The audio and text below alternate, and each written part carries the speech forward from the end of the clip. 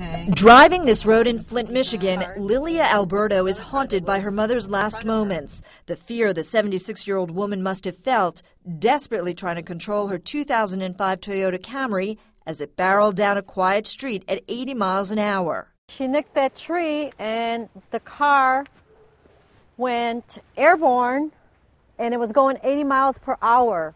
It hit the tree on the top and it just went down. She died instantly.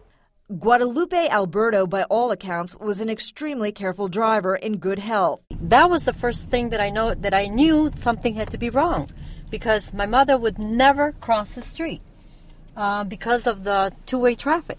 Witnesses say the car seemed to speed out of control. No one knows exactly why, but it fits the pattern of thousands of incidents of unintended acceleration involving Toyota vehicles. After a recent spate of high-profile accidents, Toyota recalled millions of cars, not including the model driven by Guadalupe Alberto. They blamed floor mats and sticky gas pedals. Yet a growing number of automotive experts and class action lawyers like Richard McCune say that explanation just doesn't fit.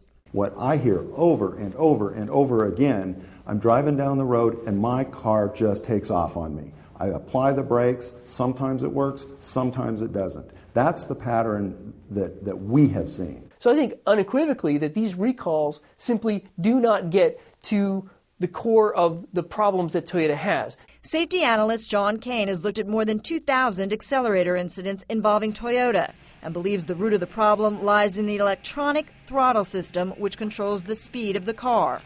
These are completely computer-guided systems, and we all know that electronics fail.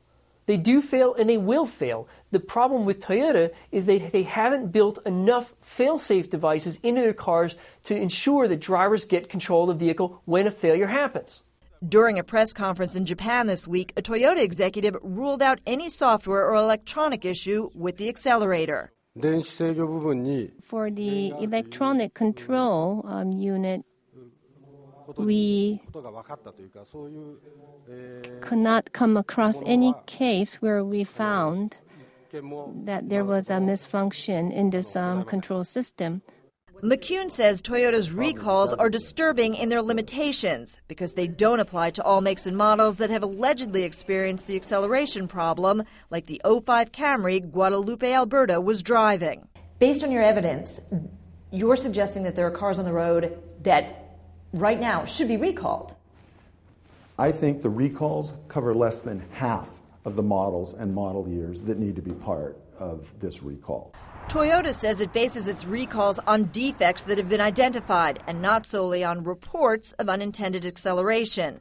Late Wednesday, McCune filed a motion for a preliminary injunction demanding Toyota recall all vehicle models allegedly affected and also install a brake override system that would stop a car that's accelerating out of control. While everybody tries to figure this out, including Toyota, I presume, we need a system so that these sudden accelerations do not become deadly accidents. And that's what the brake override system does. A system that possibly could have saved the life of Guadalupe Alberto. Once in a while, if I come by this just to say a prayer or just to come and look and remember the place where she died. But it's very painful. It's still very vivid in my mind, in my heart.